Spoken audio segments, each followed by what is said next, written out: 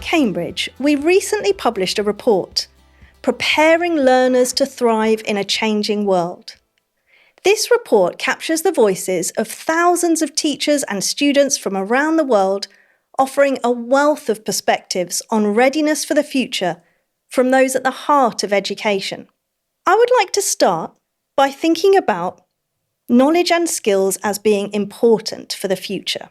In the report, many students and teachers actually listed knowledge as least important for preparing for a life beyond formal education, even though they felt that it was more important for progression through formal education. So can I start with you, Irenka? What do you think this tells us? I would actually agree with the minority of students and teachers. I think it was around 37% who felt that knowledge is actually important for students beyond formal education. And what about you, Abbi? Yeah, so I was initially quite surprised to see that real contrast between the identification of what was important for your next step in education and then thinking about the longer term future. And knowledge really, as you say, kind of plummeted down right to the bottom of the list in terms of what had been ranked as important. And it seemed to me that knowledge was being viewed almost as a currency, something that was kind of necessary to get you through the next step, but really not very important beyond that.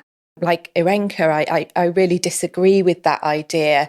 And I think we can all imagine lots of instances in our own lives where we rely on our knowledge of something and where we need to actually draw on our knowledge immediately, not be able to stop and pause and look something up. So I think there's something really kind of worrying there about that sort of short-term view of knowledge just being something that I need to get through my exams, through my next step, but then it will become much less important in and replaced with all these skills that I'll need to develop. So yes, I mean, for me, it continues to be important. And if you think about doctors or pilots or engineers or, many of the careers that students will go on and into, you can imagine that they will be needing to draw on their knowledge on a daily basis. Exactly, as you said, for all of those reasons in professions and in your life, as you said. That's really interesting because we did have a quote about this from one of the students in India who said, as AI gets more popular and more widely available, the need to memorize subject knowledge becomes less important as we can find and implement subject knowledge easily with the help of AI. So can I ask you, Irenka, do you think that knowledge is less important in the age of AI? No, I don't. I think it's, if anything, more important. I would distinguish between information and knowledge. So I would agree that we're living in a world that's really, really rich in information. We have it at our fingertips. We can look up so much online with the assistance of AI, even with basic search engines. But knowledge is more than that. It's much more than information. I would say knowledge is information that we have processed in our minds. We have structured it. We formed mental representations, mental frameworks, which psychologists might call schema, so that it's all ordered and absolutely ready for us to use. And it's so important for problem solving, for identifying errors and mistakes. And it's an intrinsic part of our learning processes as well. So I would say it's going to be as important as ever. And you've already mentioned, Abbi, that exactly what Irenka just said, that it is incredibly important. Do you think that the world of AI changes that at all? No, but I really appreciate where this student is coming from, and I don't think they're alone. In fact, I'm just back from a trip to India where I was leading workshops for many of our school leaders and presenting them with the quote. There were lots of nods in the room, so people recognising that actually this is a view that they are hearing expressed by their students. And I really get it, because I think AI is present in many of our students' lives, and they're using it a lot outside school, and they're viewing it as incredibly helpful. because of my age, I'm told that I'm probably likely to be using AI a little bit like Google to search for information. But with younger people, we know that they're using AI almost more like a life coach. And so they're finding it incredibly helpful. And so I can understand why they might think that it could be just as helpful in their formal academic study.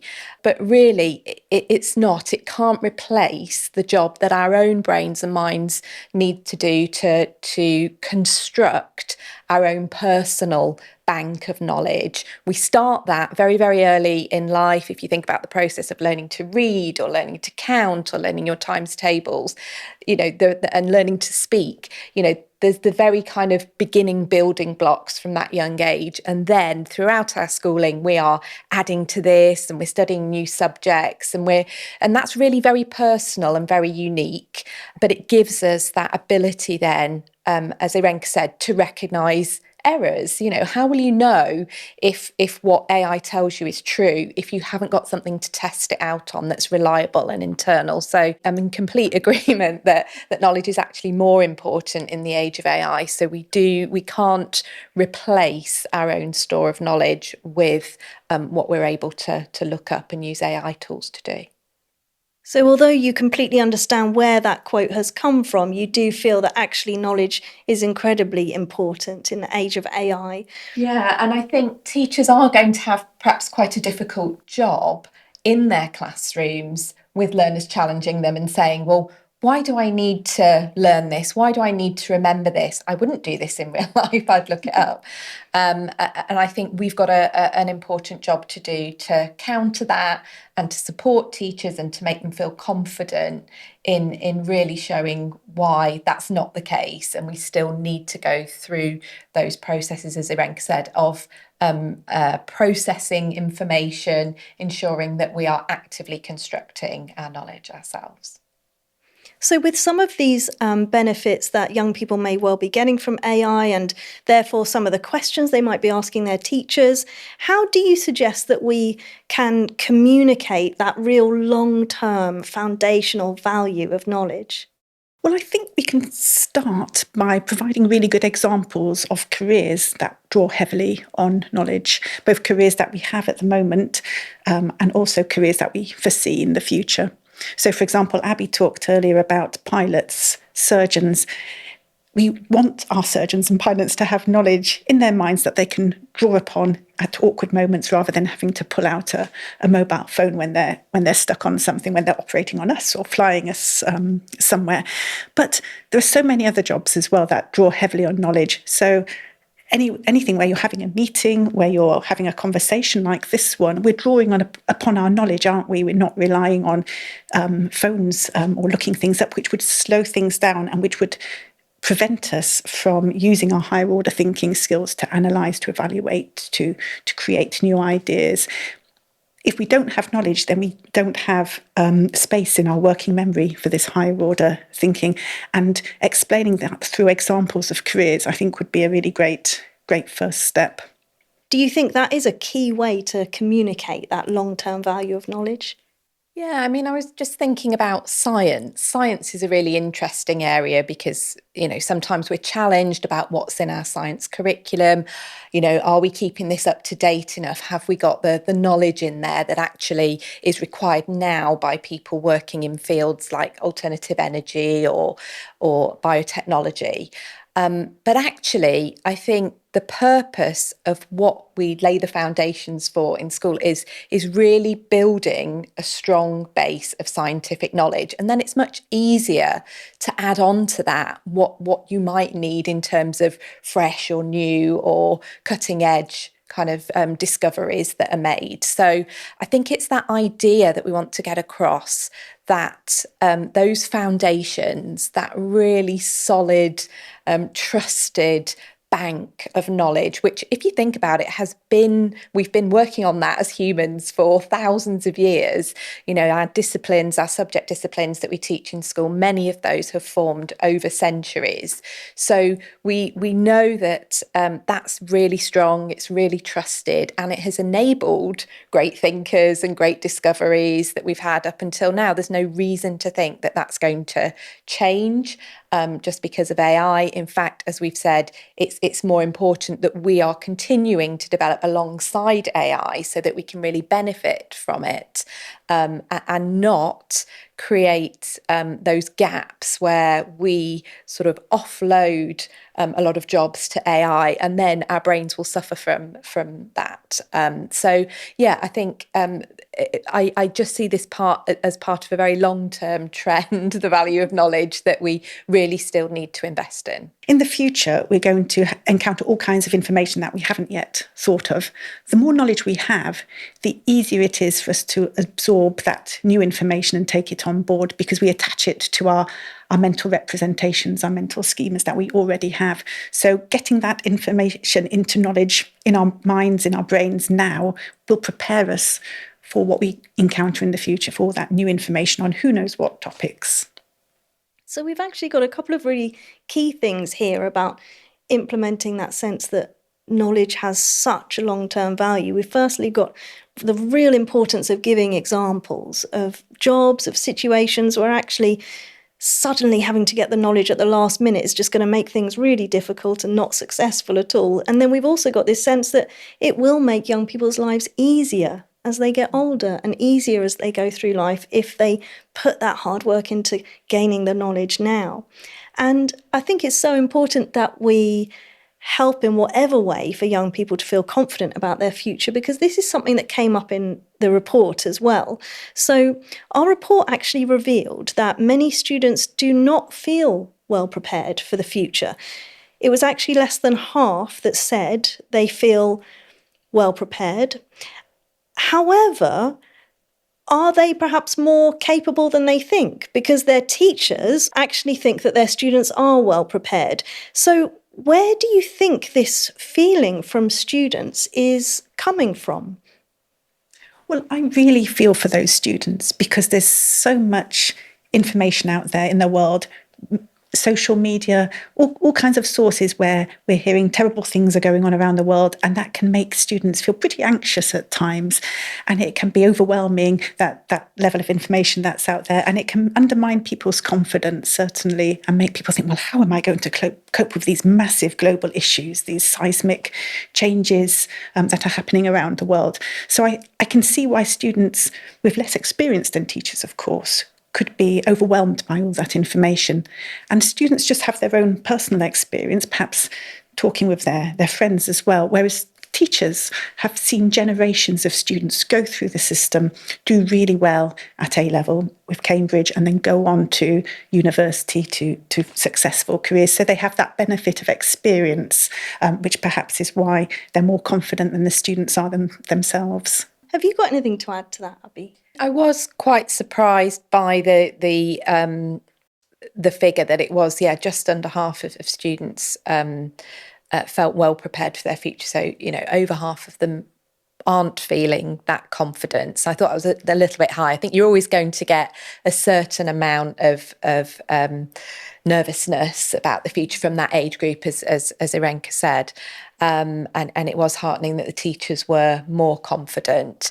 But I agree. I think the world can be a bit of an overwhelming place. If you're someone who tunes into the news as soon as you wake up on your phone, you can be bombarded by all kinds of world events going on. And we're just not really programmed. we haven't really evolved as humans to be having to deal with all of those different things. If you are kind of in the middle of that kind of environment, or if you are really accessing a lot of sources of information, then I do think that's probably one source of this uncertainty and anxiety that we're seeing. I can really imagine that. So actually the world that students are living in at the moment, there are some things that are a bit of a barrier to them feeling confident, even if they are perhaps more prepared than they think they are. So when it comes to the curriculum, how can we help students to really see the skills that they are building throughout the curriculum? Can I start with you, Abbi? I think there's a lot that we can do in this space, and we're certainly, we've been really reflecting on the answers that came through the survey and then the phases of analysis and consultation with a wide group of experts that we did to really think about how can we tackle some of the areas that we want to address of concern coming through. My feeling, and it's been my strong feeling for a long time, is that we're already delivering on these skills through the curriculum that we have with Cambridge.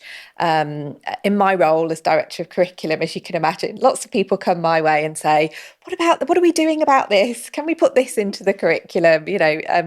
And the curriculum is already quite a crowded space. It can be difficult to put in new things. So we decided that we would take a good hard look at our existing curriculum, particularly starting at A level, to see, where are there the opportunities to develop these higher order skills, these skills that people are particularly saying are useful for the future. And we found that there was a lot of them already there. They're really embedded.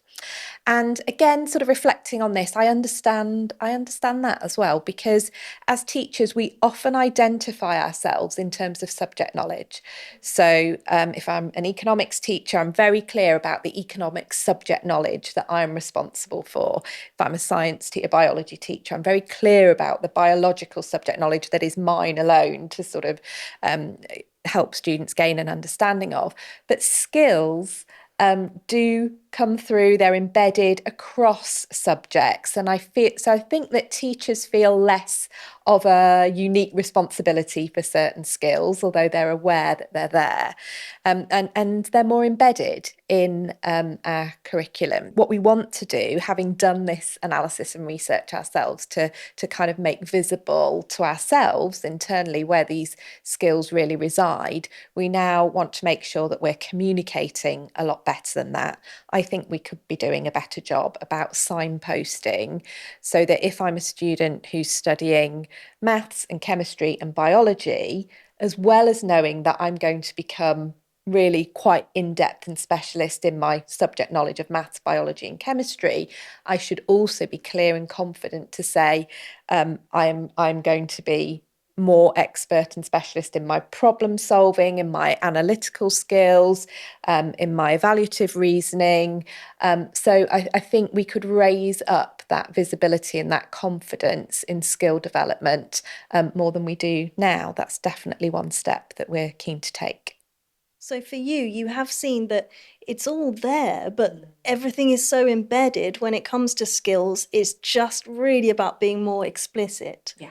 Knowledge and skills are deeply intertwined, and that's the view of many eminent educationalists and psychologists. I'm thinking of E.D. Hirsch, Dan Willingham, Daisy Christodoulou, John Hattie. Many researchers and educationalists would argue that the two go hand in hand, and it would be a false dichotomy to say this curriculum is knowledge rich, this curriculum is skills rich. We believe certainly that our curricula in Cambridge are nurturing, fostering both knowledge and those future skills that the teachers and students both valued so highly in the survey. We also have slightly different approaches in our curriculum, like our Global Perspectives programme. That doesn't have any prescribed subject content. It's actually a skills framework. So that is one area where we've really drawn out and we show very clearly the progression in a number of skills. The reason we developed this is that we'd been talking to our higher education community, and universities had been telling us about the skills that they felt were lacking when students started their degree courses. Global Perspectives was developed first at A level directly in response to that, and since then we've introduced it lower and lower down the curriculum, so you can actually start that pathway of skills progression right from primary now. So I think that's a really important and really impactful complement to a subject-based curriculum which we offer. And that's really good to hear as well, that something like that actually came from the voices of the people at the heart of education. Well, I'd like to thank you both very much, because you've made it really clear that there are some really fantastic ways in which knowledge and skills are embedded into students' education, even if sometimes it could be made more explicit, and that is something that we can look into. And I think as well, we all agree on the importance of knowledge in a world of AI, but also in the world of having knowledge at your fingertips, or information or even misinformation at your fingertips, that these things have really, really long-term and important value. That is all that we've got time for on our knowledge and skills episode today. So thank you, Abbi, and thank you, Irenka. You have been fantastic guests, and thank you for sharing such useful insights.